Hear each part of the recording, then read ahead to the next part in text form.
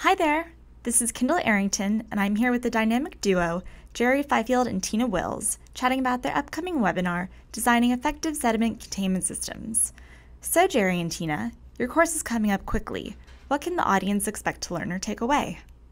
Well, I think the biggest thing that comes on it that they're going to learn, and we'll probably talk a little bit about this a little later, is to realize that development of a pond, of a said trap as far as that goes, or any sediment containment system, is far, far more complex than just simply specifying a particular volume of runoff that comes off your land, which is typically done throughout the United States and up in Canada.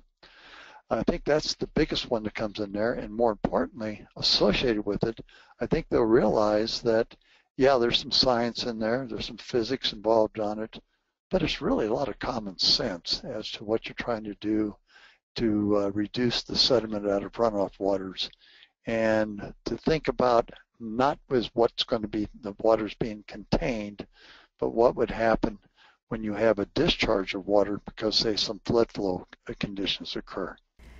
Sounds like you'll be sharing some great information. One of the questions we're tackling in this course is the EPA's 3,600 cubic feet per acre rule. What's the controversy surrounding this? Yeah, that's the volume that I was mentioned earlier that is being often touted as being a specification. 3,600 cubic feet per acre was originally proposed by the Environmental Protection Agency back in 1992. And Tina and I have done some research on it, and apparently that number was touted as being the amount of runoff that would occur due to a 3-inch precipitation event and capturing 1 inch of runoff. Now listen to those words, 3 inches of precipitation capturing 1 inch of runoff. That would be saying essentially that if you're only capturing 1 inch of runoff with that 3 inches of precipitation, 2 inches of rainfall is infiltrated into the ground. There's only one set of conditions that I'm aware of that's going to hold true, and that would be if you had only sandy soils.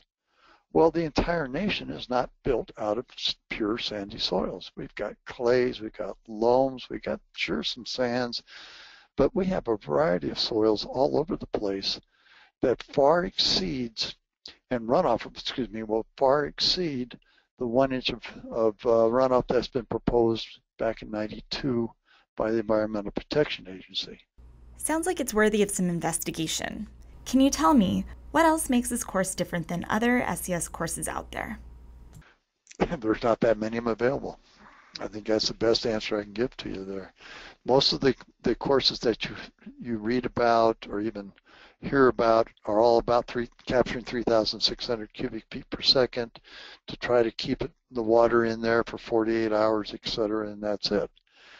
This goes into why, the who, how, when, and why you do the design on this, because basically the tools that you're going to get out of this course are going to be for designers to say, hey, you can be accountable for what you're making as far as your selection on sediment and erosion control ponds, or sediment ponds on a construction site, as well as way on a highway site. Sounds great. I have one last question. Why should a designer or a reviewer take this course? If you want to be accountable for what you're putting down on a piece of paper, if you want to be accountable to the state for their rules and regulations, if you want to be accountable to the Environmental Protection Agency that demonstrates you're doing the best you possibly can to protect the environment from runoff that leaves your site, that's what this course will help demonstrate. And fix it so that you can feel comfortable that you've done the best job possible when you submitted in the plans and all the details that you need for indeed the sediment pond to be the most effective for the site and the conditions you have for that site. Yeah, basically, as Jerry said, it involves all that, and it goes into a lot more depth for a designer, a reviewer, to have that better understanding of what should be done to create a sediment containment system or a sediment pond or a sediment basin, that it is absolutely more than just having this number that is dictated to you by the EPA, that you need to put some thought, you need to put some effort into it, and hopefully what we do in the program is give you those tools so that you can have that understanding to create those ponds that are going to be as effective as you possibly can make them for the site that you are working at. Thanks, Jerry and Tina. Well, that's all we have time for today. You can learn more or sign up for the live and on-demand Designing Effective Sediment Containment Systems webinar at forsteruniversity.net.